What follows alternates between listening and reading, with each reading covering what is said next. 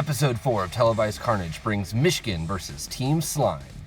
First up, the Mad Martian brings his terrifying technology to the arena with Experiment 626. This bus is the first heavyweight hitter we've had on the channel. Gyroscope randomly assigned Power Slide from the Daring perk for this match. The combination between experimental nuclear engine and tank tracks turns this into a decent racer by adding +1 to max gear and handling. Offensively, it is equipped with thumper grenades, Molotov, and gas grenades. It also has the ammunition and crew to use them, helping to generate boats through all the toys. Can the Martians find victory? This team may not believe in Mars, but they believe in blowing up their enemy, Team Slime, led by Reptile. As the only member on this team able to sustain any real damage, he's going to try to use his side rams with rear-wheel drive to hopefully activate Pinball, generating free movements. Berserker's there to simply keep him alive long enough to do so. Helping him out today is the first of two motorcycles, Flea. This bike has a natural handling of 5 and max gear of 6. Being a lightweight, he is vulnerable to early game collisions. That's where Fender Kiss comes into play. Offensively, it is equipped with a submachine gun, hoping to get some drive-by damage. Rounding out the Slime team is another motorcycle, Tick. He is equipped exactly the same as his buddy Flea. Looking to prove that technology isn't everything, they're hoping to bring home victory for the Aussie Outlaws. The rules for Death Race are straightforward. Drive through the gates in order and be the first one to cross the finish line alive. Weapons do not activate until Gate 1.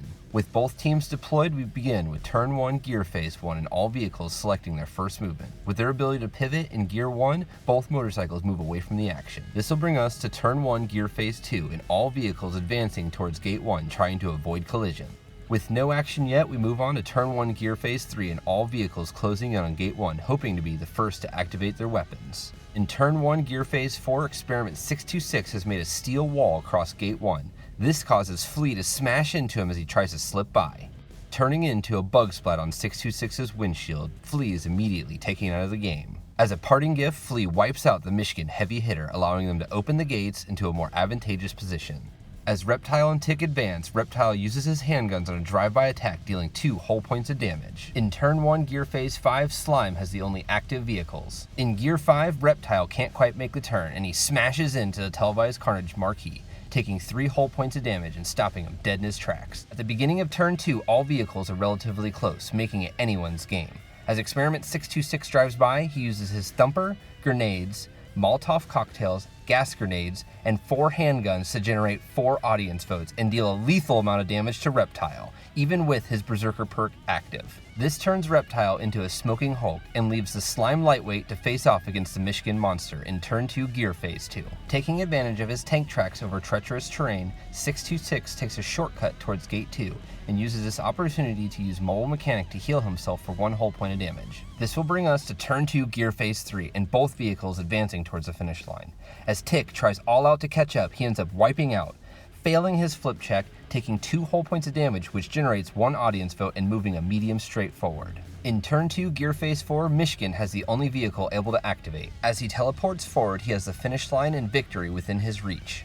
In Turn 3, Gear Phase 1, Experiment 626 makes a slight miscalculation as he smashes into the poles holding up the finish line sign, stopping him just short of the finish line in victory. This results in 3 whole points of damage. In a last-ditch effort, Team Slime uses 2 audience votes on Carpe Diem, taking pole position away from Team Mishkin, giving them 2 activations in a row. Using his pivot special rule, Tick turns himself around and uses his first long straight to try to catch up.